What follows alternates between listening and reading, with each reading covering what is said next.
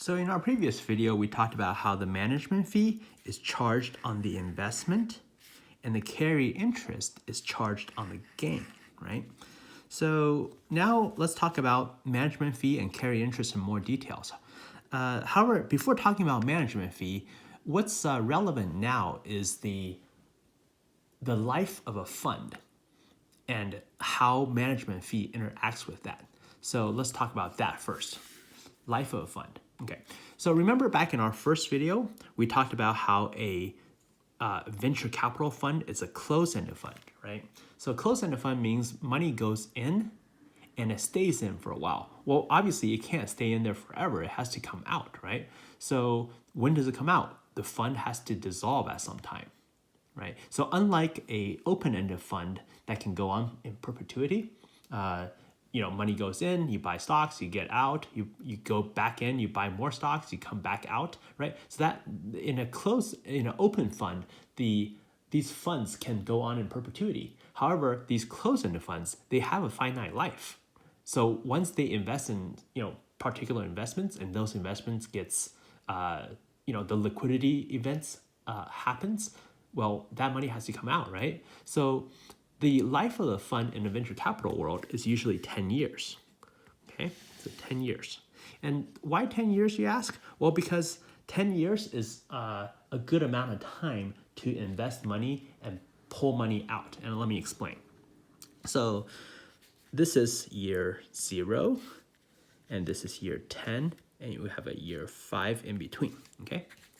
So normally before year 0, you have about 1 to 2 years of, what do you call this? This is the fundraising period. Fundraising period, okay? So once the fundraising period ends, then you start the investment period. This is what's called the investment period. Investment period, okay? So the fundraising period is actually before the life of the fund, actually, right? So within the fundraising period, what the venture capitalists are trying to do is to try to gather up interest in this particular fund. What fund is this? Let's call this Fund 1, okay? Fund 1. Because this is hypothetically the first fund that the venture capitalist is starting, right? So, in the first period, he fundraises for about a year or two. And then once the fund is closed, right? So during the fundraising period, the fund is actually open, right? So it allows people in. And then once the fund, you have sufficient, group of capital, then the investment period begins, and that lasts for 5 years. And what the investment period is where you disperse invested capital, okay?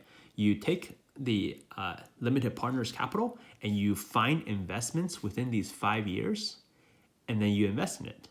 So why can we not invest, say, in year 8 or 9? Well, because if you invest in year 8 or 9 here, then the investment doesn't have time to mature.